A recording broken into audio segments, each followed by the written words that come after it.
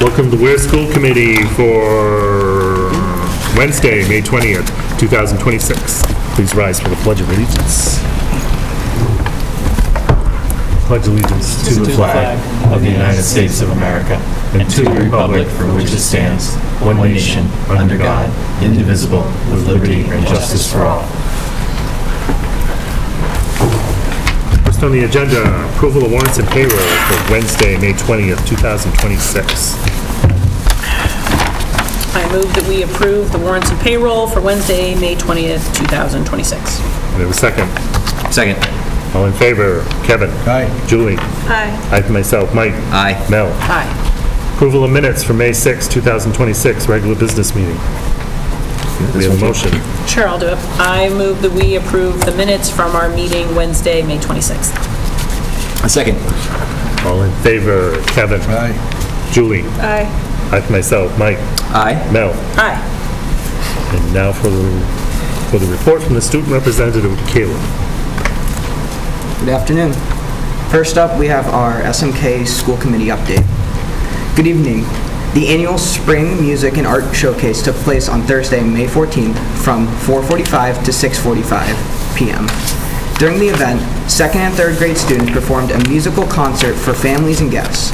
Attendees also had the opportunity to explore hallways and enjoy a variety of student artwork on display, visit the book fair, and purchase tickets for the bounce house. The showcase was well attended and provided a fun-filled event for all. Kindergarten orientation was held on Thursday, May 19th from 6 to 7 p.m.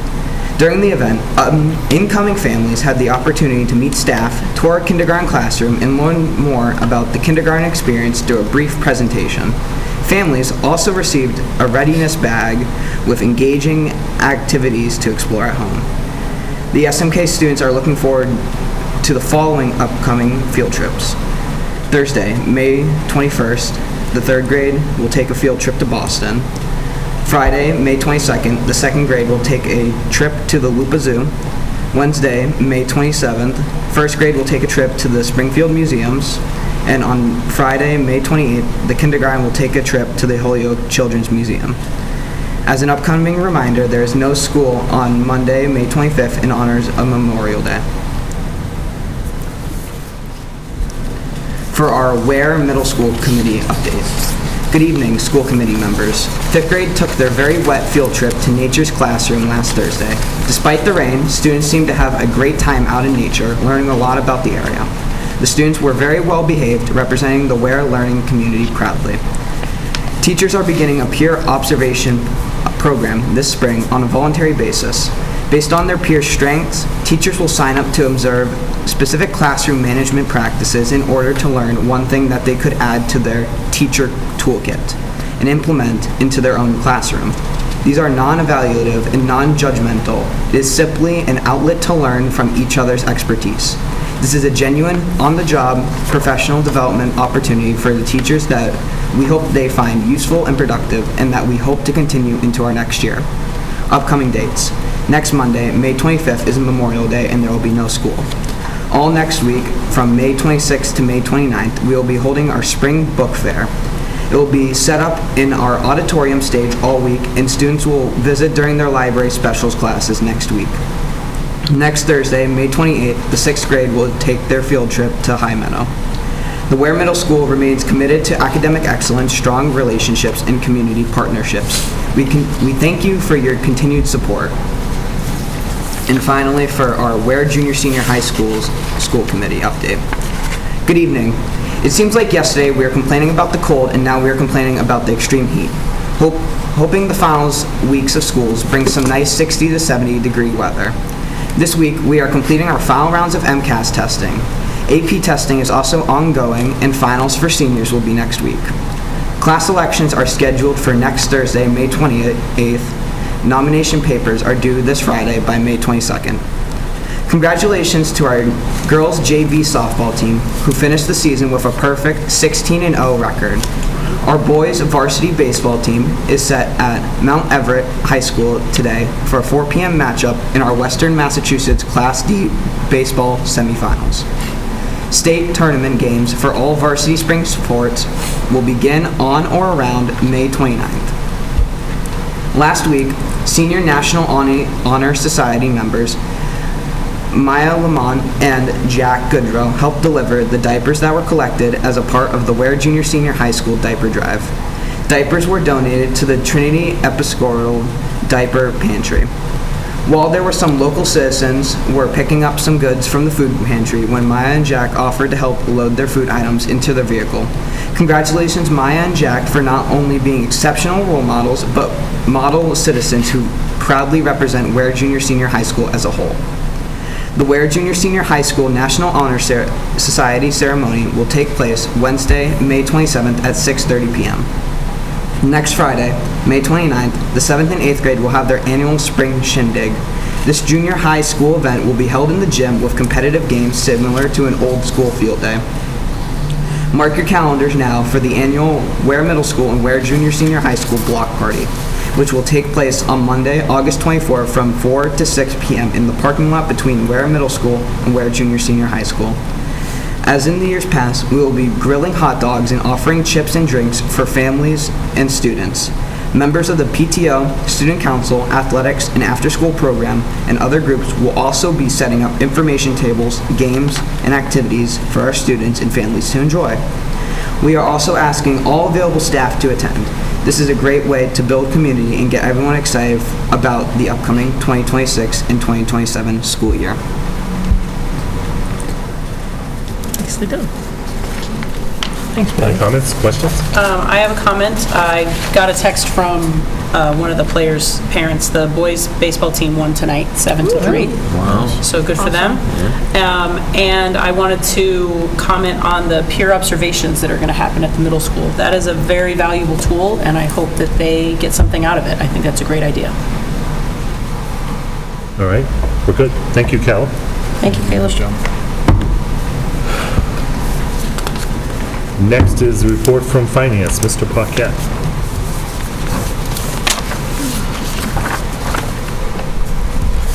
Good evening. You have your update as of yesterday regarding our budget. Things are going according to plan. There's nothing surprising. We are doing the normal end-of-year process of going through and closing out any open POs that are no longer needed, reviewing end-of-the-year expenditures. We have already included some expenditures in there that we see that don't have purchase orders yet encumbered, but all things point to ending the year on a positive note, helping us out as far as no significant changes needed regarding our plans for FY27. So I can answer any questions that you might have regarding the update. My only question was going to be on transportation and rising costs. I see it as the first line item in the superintendent's report, but I didn't know if there was anything that you wanted to speak to regarding how we're going to try to absorb these costs, because it's everywhere. Well, I don't know if it's good to share now or... So two things. One, we have a fuel adjustment clause in our contract that, if we end up, it's, all contracts have it where if you go over a certain benchmark that is agreed to when the contract was first entered, then they end up we have to pay them the differential based on the dollar amount that it was versus the dollar amount that it is now. But then also the counter is also true where if the price has been lower, then we get a credit. So that's the way it has been going for this contract that is ending this year. Going forward, it's going to be the same. But I'll say... Have we reached that cap? It's measured monthly as far as... it's measured monthly. Yeah, Okay. monthly is the fuel adjustment clause. So some months we may win, some months we may lose. And it's only if it goes over a certain amount. If there's admittedly I don't have it in front of me, but if there's say it's 3 cents or 5 cents above, then there's no credit or no adjustment. It's got to be greater than a certain amount. So if it fluctuates pennies, nothing happens. Correct. If it fluctuates a certain amount, then we that have to triggers some there's kind a of thing. calculation Okay. determined, yes. That makes sense.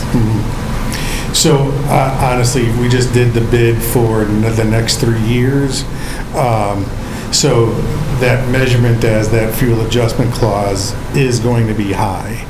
So, but we don't, same concept holds firm where if it goes over, so knock on wood, things change in the world that the prices come down, then we would see credits coming our way if indeed the world can come to some sort of steady order here regarding fuel costs and energy costs. So I'll just leave it at that.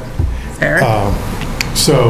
But yes, and we did see, when we just did the bid, and it's going to be on the agenda later on as far as accepting the bid. So it was a positive result, quite honestly, surprisingly. So. Okay. We could do that now. You want to do it now? Yeah, because it's not anywhere in particular, and we'll just put it in here. I mean, that way if we have any questions, Andy's right here. I had one question on the same topic on the buses, if now's a good time. So I did note the number of buses and the capacity of students for each bus. Are all the buses full? I know we have, door-to-door service for kindergarten at some point, right? I just don't know how many students are on each bus. There are some that are pushing capacity, and there are some that are not. We can get those numbers. We do, like I say, dipstick checks periodically through the year.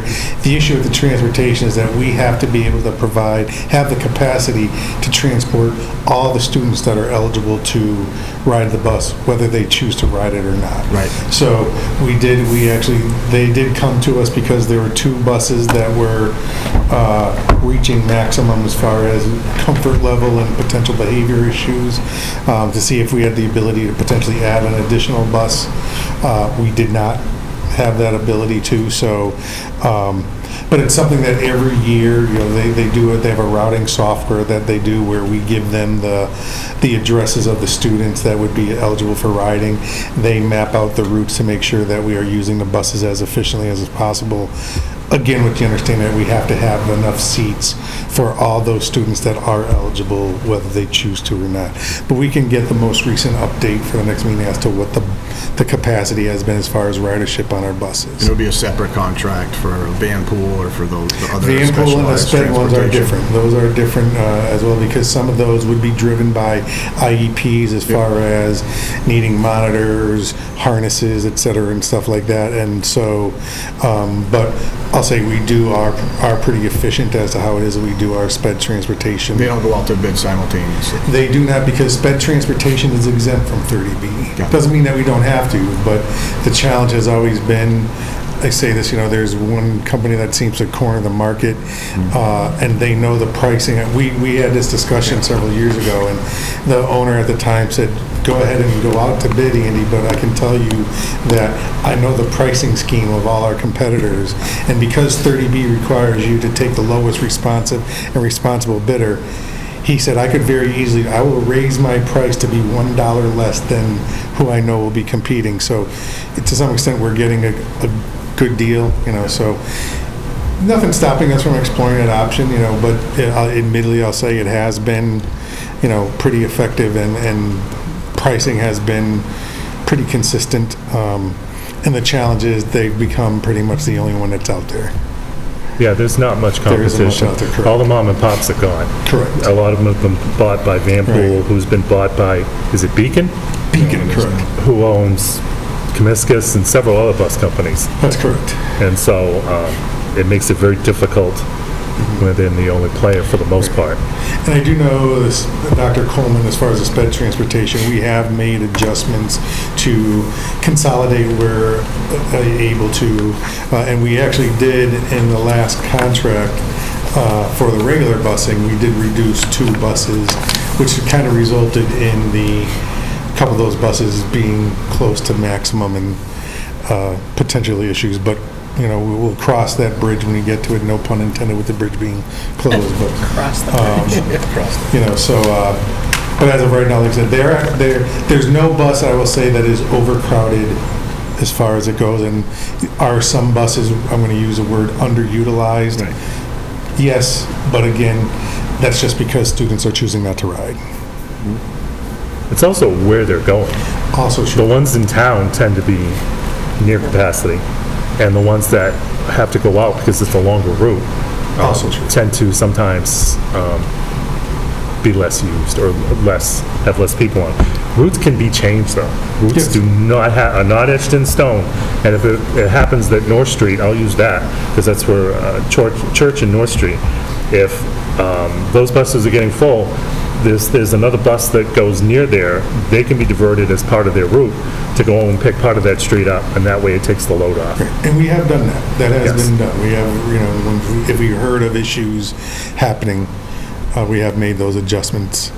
I think it's an important point to note that it is a requirement of how many students are eligible. That's correct. Because what happens is for our community members, right, they're out there and they might see a bus that's Empty. less than half capacity, and they say, why are we paying for that? And we're looking Absolutely. to offset the local assessments. It has to be noted, so that's why I bring it up. 100% agree. I'm sure it is, but is transit time considered when you're thinking about routes? Because I know in the past at my school, we've heard complaints about kindergartners being on the bus for 45 minutes before they get home. Like, I assume the routes are, like, coordinated to make sure that kids aren't, circling the town for an hour before they finally get home. Yes, they are. Okay. Yes. Yeah. Now, I say yes, however, might be some geographical challenges regarding, buses that can or cannot go down certain roads, so if they end up having to do that, but the routing software, when used properly, and I say, because I've seen the reports, and so it's very powerful and effective where it is that we can, I say, guarantee 90%, 95% assurity that we are maximizing the routes and reducing as much time as possible for all kids on the buses. The routes in WARE are not long, I'll tell you that. Right. They're So not long. I know this past fall, I have a son that's in kindergarten, so this became kind of somewhat of a sticking point. So we're living on Berkshire Drive, and my son would be a kindergarten student who would have been on the bus for well over an hour. So that was the tricky part, so we opted to not put him on the bus, and we found alternative transportation. I don't know if that's always going to be the case for all of our parents to do. Over an hour, I'd say that's because the industry standard is an hour max. Yeah, and it was right at that, and it was like all so the that's the outskirts, and it was the challenge, right? last drop over there on Berkshire Circle. And I've checked with Desi, there is no law that says There it is can't no be an law. hour It's and a kind of half, 2 exact- hours. that's There's what I no say, it's law. an Everybody industry has this standard.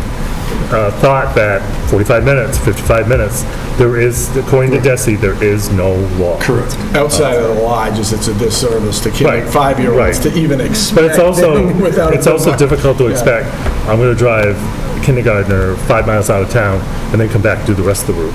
And it's unfortunate that because of location geography, sometimes it is very difficult and impossible to totally, everybody wants their kid the first one off the bus. That's all I'll say. And that always can't be the case. But, so, we'll, might as well do the vote. It is a positive thing. We are saving money over the last contract, which is quite unusual, given the circumstances. We're not saving it over the last contract. The contract increase is less than what we Right, estimated. from what we estimated. Got it. And we had estimated based on fuel and the worst-case scenario. Correct. So the fact that it is 100,000 at least, less than what we estimated, is something positive, not just to our bottom line as far as our budget, but also the town, because town's required to pay for transportation. So if we save the money, which is why we cut the buses before, if we can save the money, then it saves the town money and not just us. So This is a 1-year contract? this is a 3-year contract. We do partner with Belchertown and Granby. It is a group contract, and that way it tends to get us probably the best price that we can get, because it's a group. And it's for 3 years. Anything over 3 years, we have to take to town meeting. 4 or 5 years. I'm not sure about 4, but 5 years we would have to take to town meeting. Anything over 3. Yeah. 3 years? Okay. Anything over That's what I 3 thought. years. Yeah. So, And each respective community would have to do that, so that yes. makes the logistics Yes. of it. And each Pretty fun. community has to approve this, but considering the savings from the other communities, it's more than likely that this is a go. In the past, we've had 1 or 2 communities that saw major increases, and therefore it became questionable, but in this case, everybody has got good news. The way we do the bid also is that we allow vendors to bid both for a collective price per bus per day and per chance, if they're not going to do that, an individual price per bus per day. So in the end, the collective always wins out because vendors want the three as one and not risk having to only take one or two. Any other questions, comments? One final question, I promise. That's all right. Part 4 notes that is pricing above the same for all 3 towns, and it's checked off that it's not, so not knowing a heck of a lot why, Belchertown, Granby, Ware, what would be the reason that we co-op or try to get a better value there if they're not the same bid? It's a thing, I guess, because when we did this bid collectively, they were at different pricing structures already. So it was a starting point of when it is at their different costs. And I don't know why, how the vendor at that time did their pricing of their bus per day. I'm imagining it would be, Granby's got smaller geographical area they have to cover, so they wouldn't necessarily uniformly make everybody the same cost per bus per day based on how long they've had the contract, whatever analysis they've done regarding the live miles, et cetera, any requirements that might have been different. We do have uniform requirements regarding age of buses now that the 3 communities have agreed to, but it really just boils down to the starting point as to when it is that we did this joint bid, because they weren't uniform at that time. So the value of the joint bid with the 3 towns is to increase their capacity so they give a better number. They would give a better number for the fact that they're getting the volume of getting 3 contracts Makes under sense. one. Yeah, thank you. But being able to still quote different costs per bus per day for each town. Makes sense. All right, no more questions or comments. I'll make a motion to accept the bid. Oh, by the way, first student won the bid for the contract that goes from July 1st, 2026 to June 30th, 2029. Do we have a second? Second. All in favor? Kevin? Aye. Julie? Aye. I myself. Mike? Aye. Mel? Aye. We're good. Thank you. Thank you. Thank you, sir. You're welcome. Report from the superintendent. Mr. Wood. I had one here somewhere. All right, where'd it go? What's going on there? There it is. So my number 1 is irrelevant now, so that's good to know. We are also going out for business services. Those bids are due back June 3rd. So we'll have a similar kind of conversation about those when that for the 17th for our school committee. We have our last early release for professional development training on June 5th, and we're doing a follow-up of one we had earlier this year in February on discourse, which is, again, teachers engaging with students more around talking about their learning, kids talking to each other about their learning, and he did some preparation by coming in and doing walkthroughs with our principals, which was very helpful. So I'm very hopeful for a nice sort of end of the year experience with our professionals and paraprofessionals. We do have it's not planned yet, actually on the books, but I've already reached out. We're going to have a preparation meeting for both the teachers and the paraprofessionals regarding professional development for next year, which is part of our contract, and so we'll start that process as well. On last Friday, area superintendents in the western part of the state met with the new Secretary of Education, Dr. Zweig, and he brought several top leaders of the Department of Education on the executive side to the meeting, which included both finance and policy people, including a gentleman who was there to listen about our concerns about the new education requirements for graduation. We had a good dialogue back and forth. I think, he was open to ideas. Obviously, he's only been on the job for I don't know, 4 weeks maybe. I was gonna say, like, So a month. it's really, it was a listening tour on his part to hear some of our issues. Our number one concern is, of course, rural aid. We're not quite there yet in terms of getting on that list, but we, many of our colleagues, my colleagues are in that boat where, you know, if they raised it from the 12 million that they're currently budgeting in FY26 to the actual 60 million that the report that was commissioned recommends, it would make a significant difference to many of our communities. You know, we just have to look to our west in South Hadley and several other communities that are really experiencing some devastating reductions to education. I have a weird question.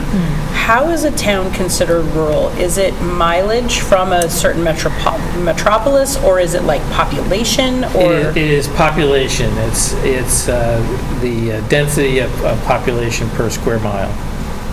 I believe. Oh, density of Yeah. population. Yeah. That makes sense. And we are We're on slightly... the cusp.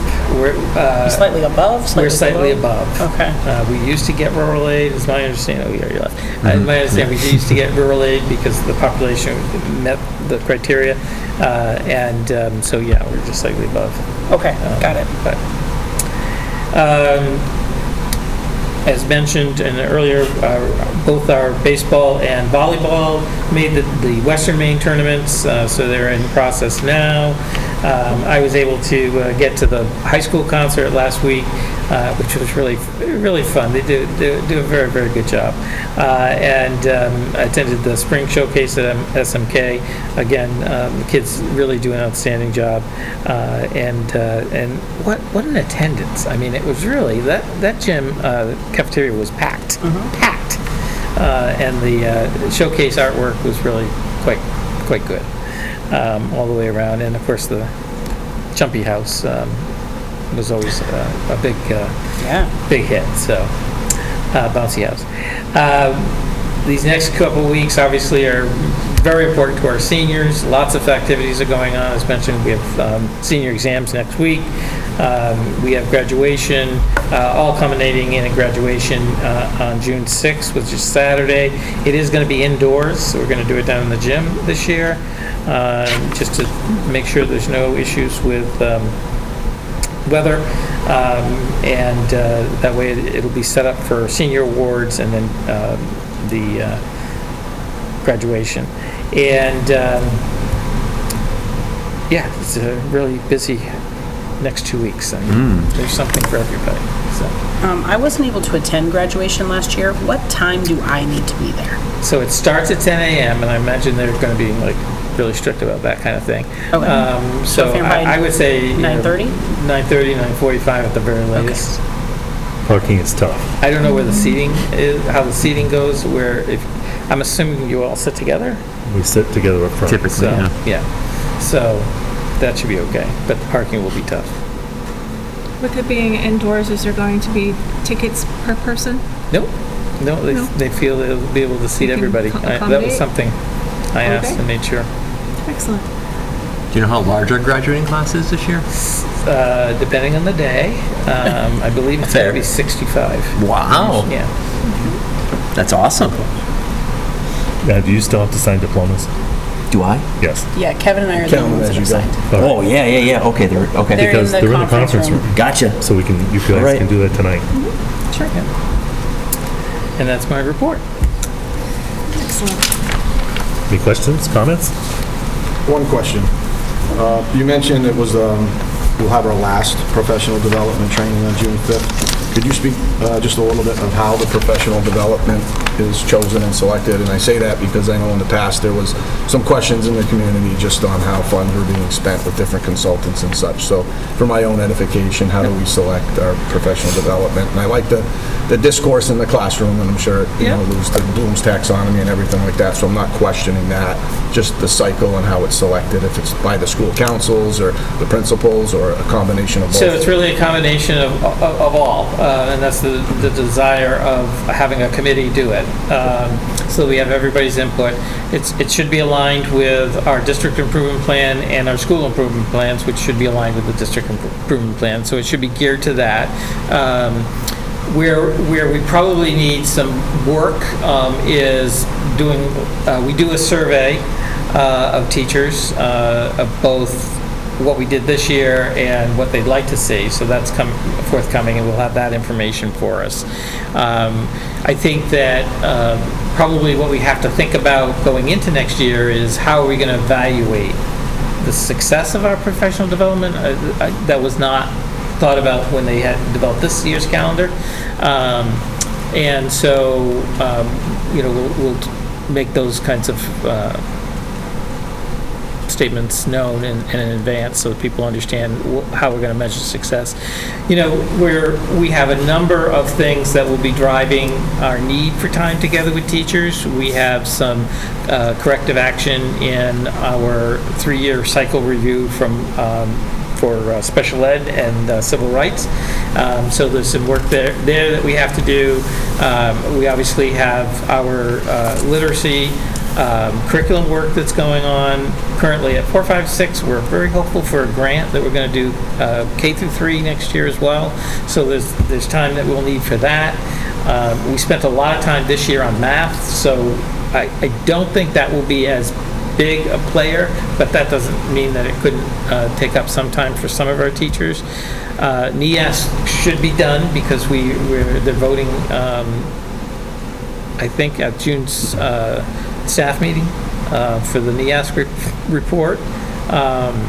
So we shouldn't have to dedicate time to that. So I suspect that it'll be focused around the literacy, some work around our MTSS model, which is really connected to that work, the corrective action plans that we have to do.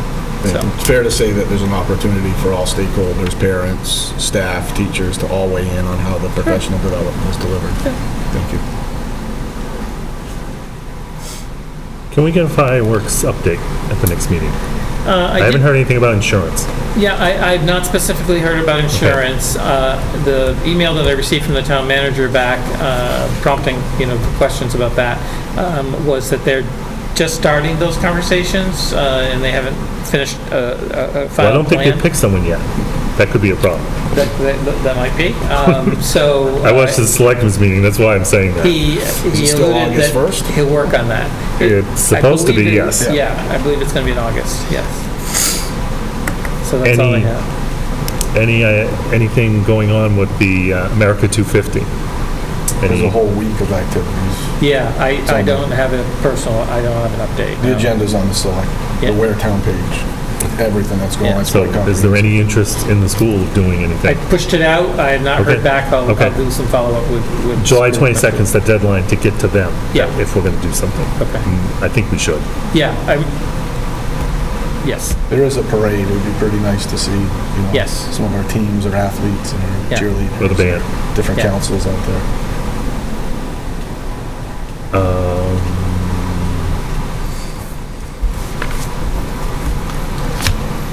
I think that's it. Anybody else?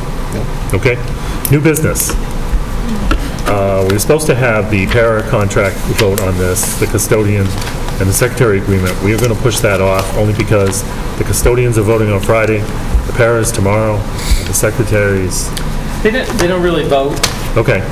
We'll just do it all at once? Yeah. My thought was, I'll throw this out there. We have no meeting June 3rd. What I would like to do is, these will all be done, all the votes will be done by then. I would like to do on June 3rd, a Zoom meeting. That's all the agenda is to vote on these 3 contracts. Any thoughts? Can we do it around 5-ish so I can make it to my son's baseball game? This is very quick, because what we're going to do tonight is we're going to do an executive session to talk about the 3 contracts, so that will not have to be discussed on June 3rd. I'm in for a Zoom meeting on June 3rd.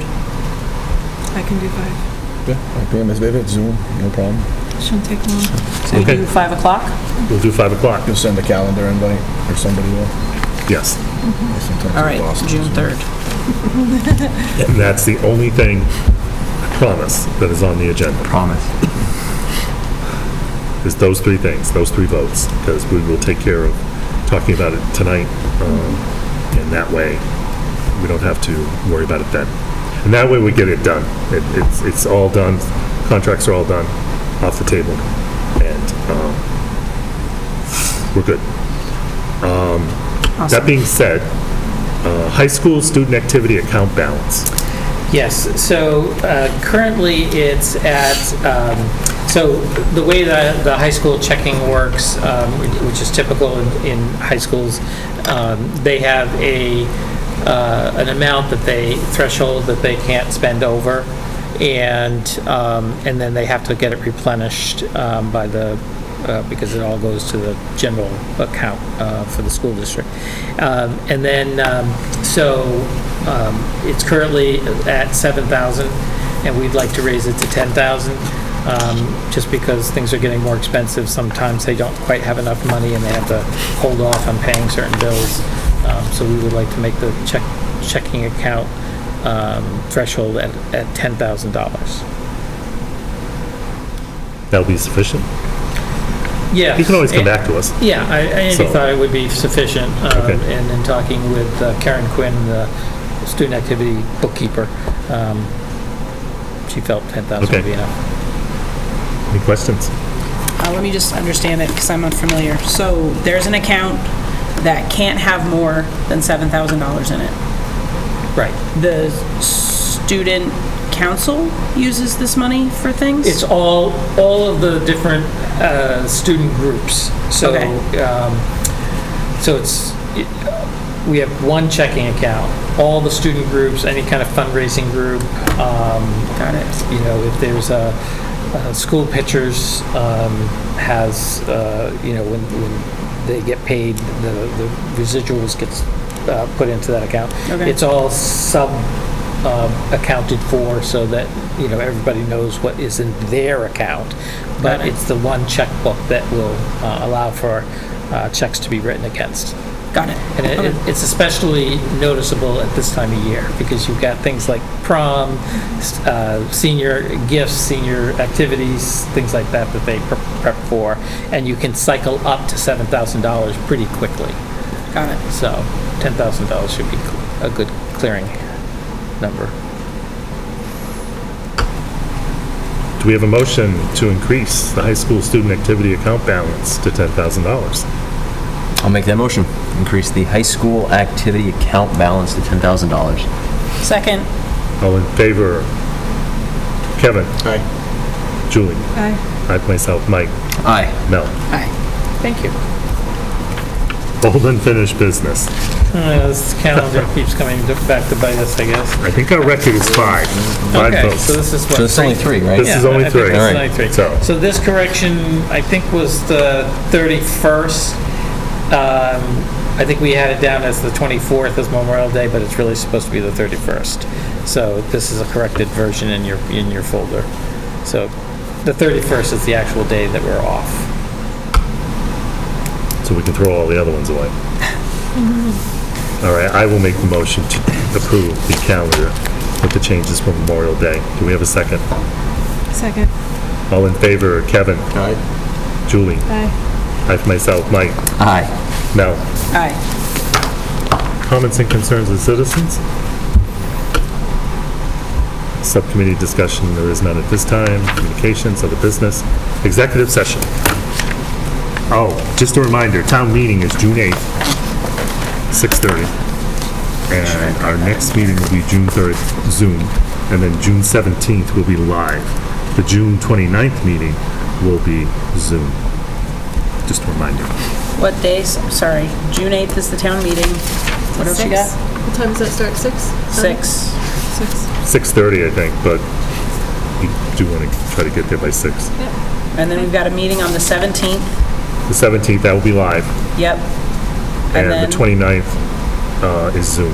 the 29th of July. July. June. Excuse me. No, 29th of July. June, no. July. No, we don't, we only have one meeting in June. Yeah, it's the 17th, 17th. and then July 29th, and that's virtual. Okay. Great. I wrote that down wrong. We only And then have I've got one. August 12th as a Zoom as well. Yes. Yeah, the summer ones will be Don't Zoom. forget walkthroughs. And the walkthrough, where do I have that? You're right, it is July 29th. Yep. Was it 22nd? My mistake. 22nd walkthrough, yep, 9 o'clock? 9 AM.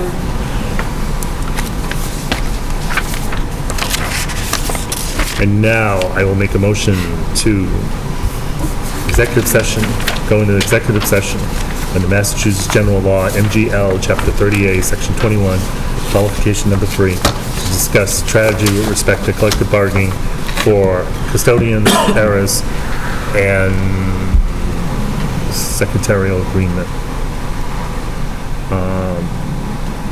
As the chair declares that an executive session is necessary to protect the bargaining position of the school committee, we will not be coming back into session. These will be voted on June 3rd. Do I have a second?